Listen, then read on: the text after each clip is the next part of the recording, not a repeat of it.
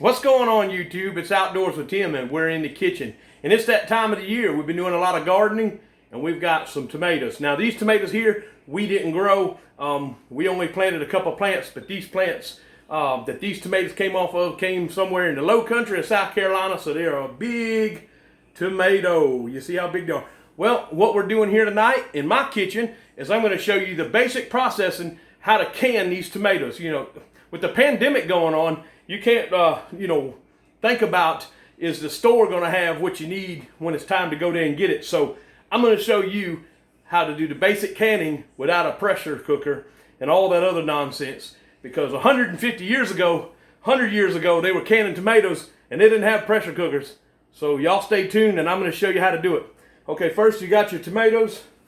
We got a big box of tomatoes from our local farmer's market here in South Carolina, and this is some of the process. I'll bring you down. You see some corn over there we did already, and here we got our lids.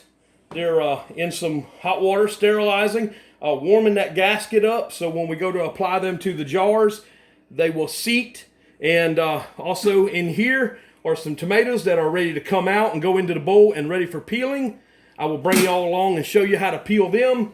And over here we have the pot, and we've got looks like 5 jars in there, and we're sterilizing and bringing those jars up to a certain temperature. I would say about 200 degrees. So when we put these tomatoes in there and we put them back in the pot and cover them up, they'll start the cooking process, the canning process. And you can do this without a pressure cooker. We've done it before. Me and my wife have done it many times.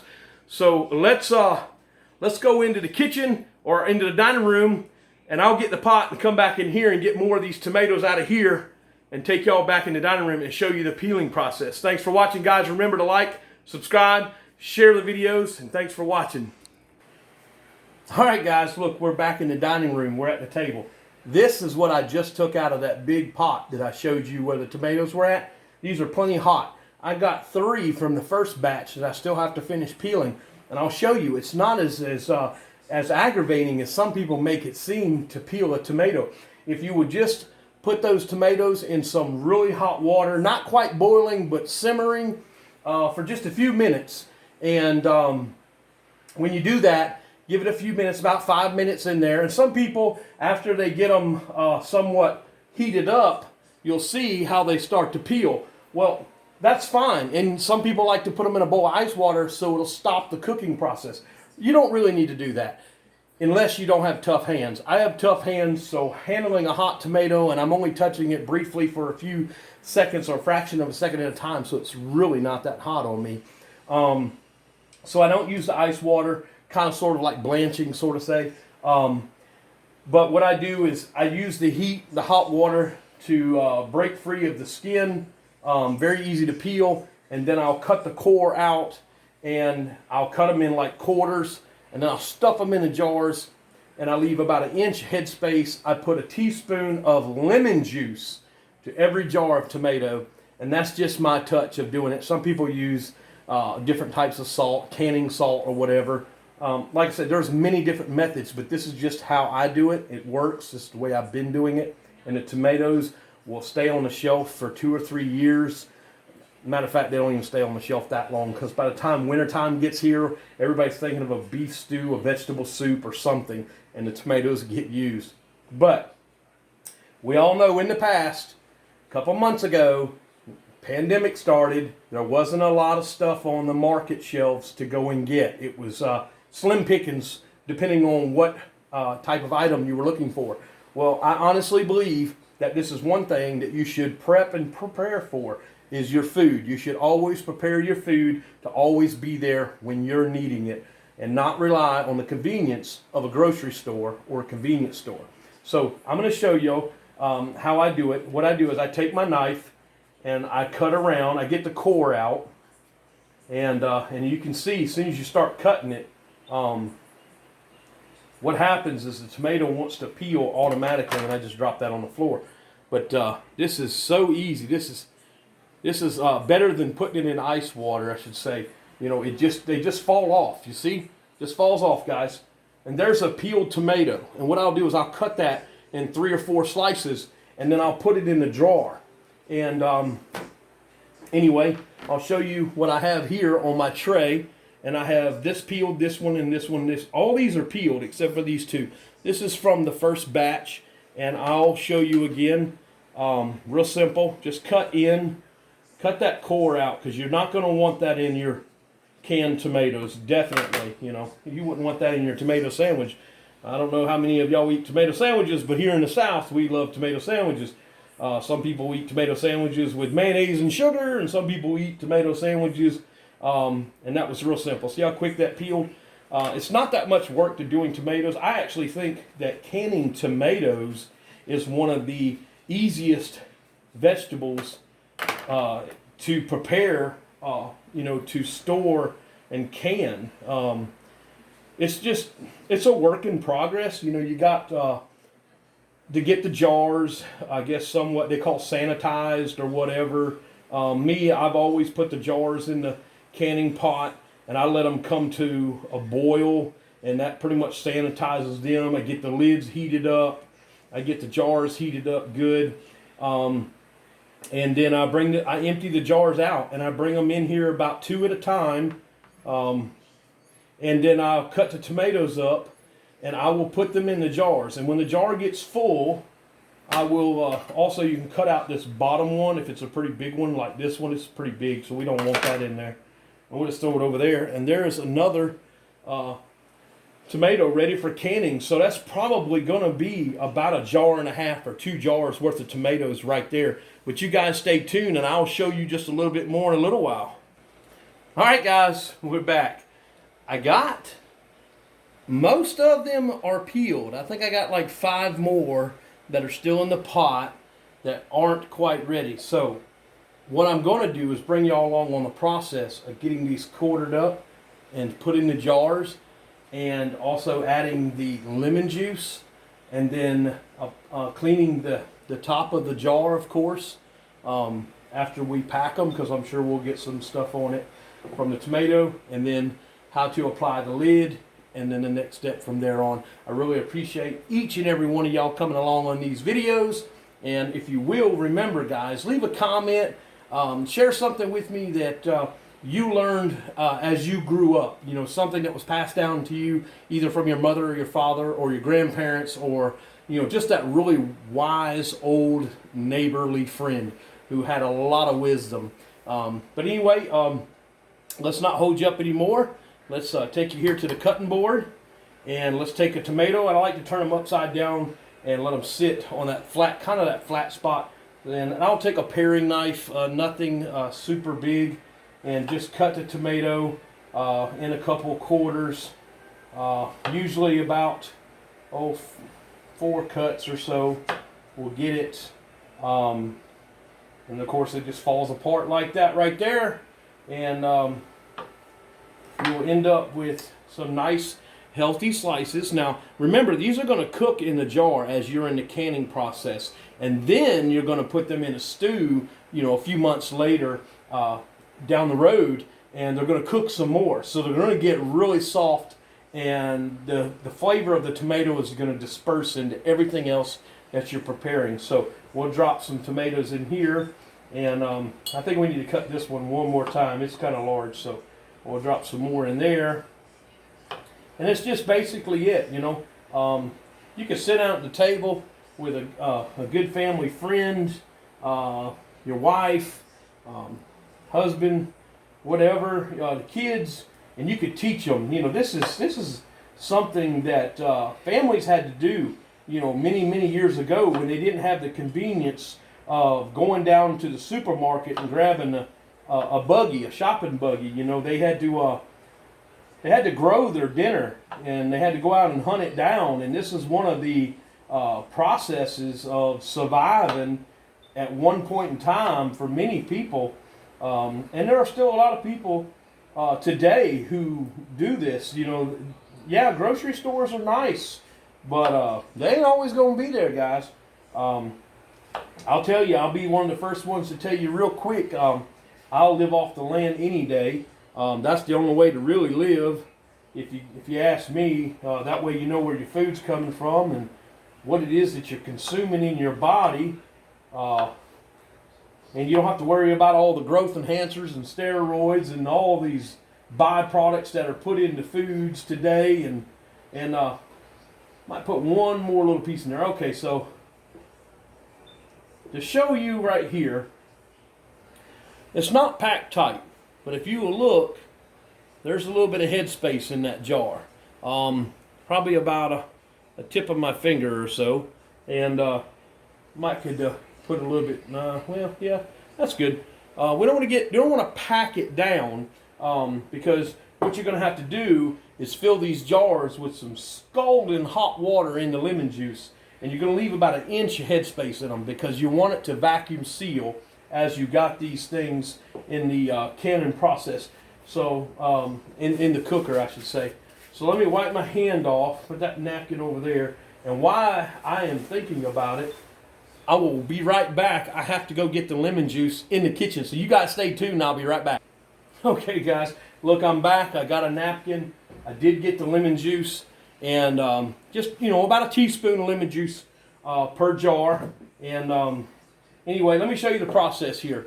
So now this jar has been made up. You guys just watch me make this jar. So now I'm going to make sure that I clean the rim off of this jar right here. Now, I've already taken the lid out.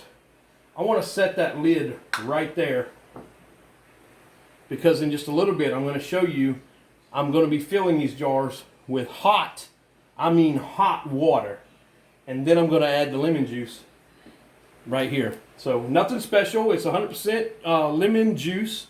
Acidity, I don't know. You never heard the old saying, that's what they say? Well, that's what they say. I've always used lemon juice. It was the way I was shown, and it's what works. So, lemon juice. But anyway, I'm going to cut up some more of these tomatoes, and I'm going to keep making up these jars. And when it comes time to fill this up and put the lemon juice in it and set them in the pot, I'll bring you guys back on. Y'all stay tuned.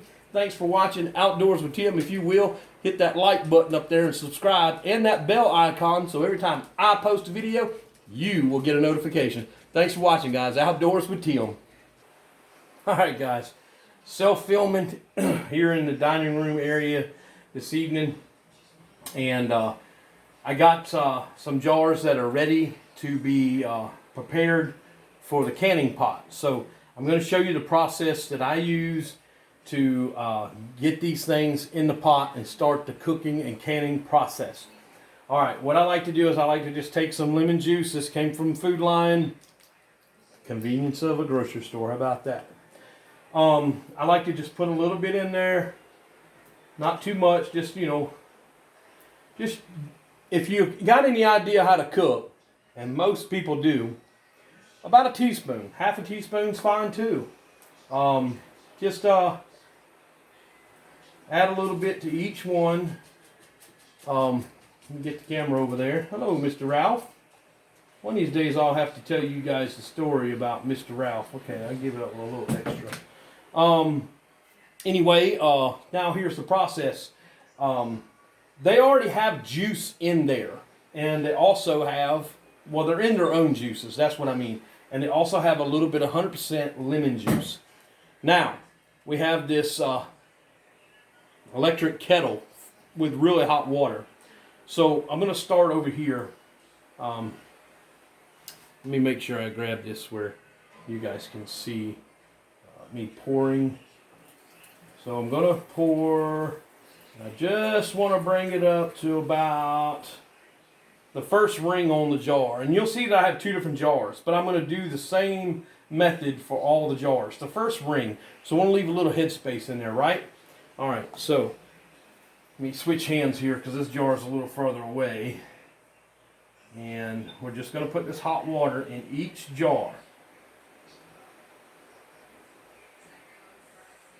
All right, like that one. I'm going to tell you what, it's not a lot of work to can tomatoes. It's just a lot of work to go ahead and get set up. And once you're set up, that's it. You know, you've done the majority of the work. So let me move this out the way. It's my jar grabber. So I'm just bringing it up to the first ring, guys. You want to leave about a inch head space in the jars. That's always the rule of thumb. You got to give some room in these jars so when they heat up, everything starts to expand and pressure builds up. And but then it goes back down in the cooling process, and the cooling process is very important. That you let these things cool down as they sit. Now some people leave them in the pot and let the pot come down to a cooling temperature, and then they let them set up like that. But actually, when I'm in my canning process, once they've been in their canning process for a little while, I'm gonna put a little bit more in this guy. So I see it's already settled. So and maybe a little bit more in this one. And you can rock them around just to make sure there's no air pockets in there. That's always a good thing. And usually one or two little, times of shaking it, you'll have everything taken care of. Now, what you want to do next is you can use a napkin. I use just this cloth here. It's not, it doesn't have a bunch of stuff on it that's going to fall off. But I like to clean the lids, the tops of them. That's the most important. The thread is second important, to make sure that you have nothing on the threads, because you're going to want everything to sit and seal nicely. Now I'll tell you, and these have been sitting in some pretty hot water. When you put the lid on there, just put the lid on there, just set it on there where it feels like it's sat right where it should go. Then take this cap, the ring I should say, and just start it on there, and just give it a snug. You don't have to hand tighten these things down where you're going to have to need a wrench to get them off later, because the heat is going to help seal these, and it's when they cool down, they vacuum seal. They really do, and they are a booger to get off sometimes just snugging them. So anyway, that is a canned jar of tomatoes ready for the canning pot. So I'm going to finish up the rest of these, and I'll bring you guys back on and show you how I set the pot up and what it looks like. So you guys stay tuned, and remember guys, if you will, hit that like button, okay? Because I really enjoy seeing all the likes. I love seeing who's liking the videos, and I love to see the comments. Thanks for joining Outdoors with Tim. We're here in my house doing a little bit of tomato canning, and I really appreciate each and every one of y'all coming along. All right guys, we're back in the kitchen. Hey, we're fixing to put these things in the pot, so y'all stay tuned. I'm going to show you how I do this. Let me bring you a little bit closer here, okay? I'll bring the tripod right up on my pretty face. And, excuse me. Let me see if I can straighten up this camera a little bit for you. Okay, all right. So this is the pot. This is the canning pot that we'll be putting our tomatoes in. So what we'll do is make sure we lift the lid away from us, because we don't want to get burned by the steam that comes out of there. And pick this rack up. I told you I have tough hands. This water is almost at a boiling point. It's been simmering for about 45 minutes now, and the jars are already hot. They're probably over 100 degrees with that hot water that I put in there from the electric kettle. Also, prior to putting the hot water in these jars were already in here with the lids off. What do they call, sterilizing, warming up so they won't crack. But anyway, we'll start with a jar in the middle. Don't ever start with one on the side, because your whole thing will turn on you. So always start, let me put this back up there. It's always important to have the rack, because it'll help you pick them up later. And your water level is going to come up more as you put more jars in there. So that's why the water level is not very high. So I'm going to try to start with the same jars that have the same neck on them. I have a couple of jars that have a little bit wider neck. So anyway, I'm going to try to stay in line, go straight across. That way we don't have any tilting. And now we'll add one here. We'll add one here. I'm hoping I can get the other 4 jars in here. I've never had to use different jars. I've always had the same jars, but it doesn't look like it's going to work out that way. So what I'm going to do now is take this out, and I'm going to take a little bit of water out of here, because I can tell you now, as soon as I let this down, the water level is going to come up over my rim. So I'm going to have to take about, I guess 2 or 3 coffee cups worth of water out.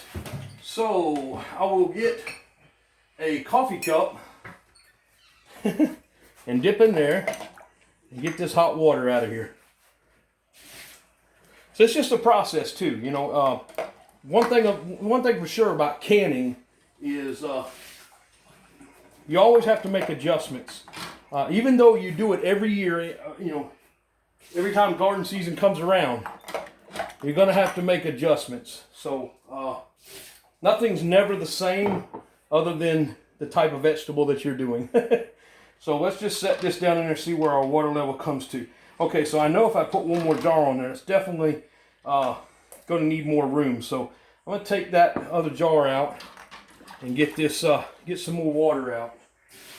Because when I put 2 jars in there, what I want is the water to come up to the edge, right at the cap. So I don't want to put all the jars in there and then lower it down, and then come to find out that the water is going to go flowing over to the pot and all over the stove, because then we're going to have a big mess. And then you won't have a happy wife neither. So anyway, let's see where we are now. Oh, okay, so we're just over the lid. So we don't want to be, oh, that's hot. Whew. We don't want to be over the lid. Yes, sir, that is good and hot. So we're going to take a little bit more out of there. May have to take another jar out so I had some room there.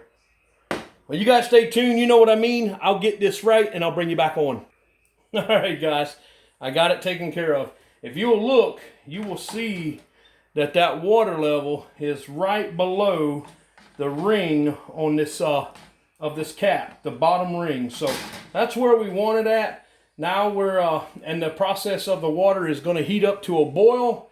We're going to take this lid and put it right on there just like that, right? Then you take your big heavy pot and you set it on there just like that. And you let it do its thing for the next hour. Just let it cook. You're going to let it boil. And let it go for about 45 minutes to a good hour. And usually you come back in and check it and you'll see your lids starting to just bubble up. Well, when you see that, go ahead and turn the heat off. And you can leave the pot sitting on the burner, or you can choose to move it away from the burner. And just let them sit there for a minute. Let the water simmer down to a dead still, and then remove your jars from the pot onto a cooling towel. Space them out, you know, one here, one here, one here, so on. You know, just space them out on the counter where air can get between them. And if you go sit down in the living room about that time, you'll start hearing lids about 20 minutes later. And what that is they're setting up. They're sealing. So that's the basic canning process. Canning, and this is some canned corn, sweet corn.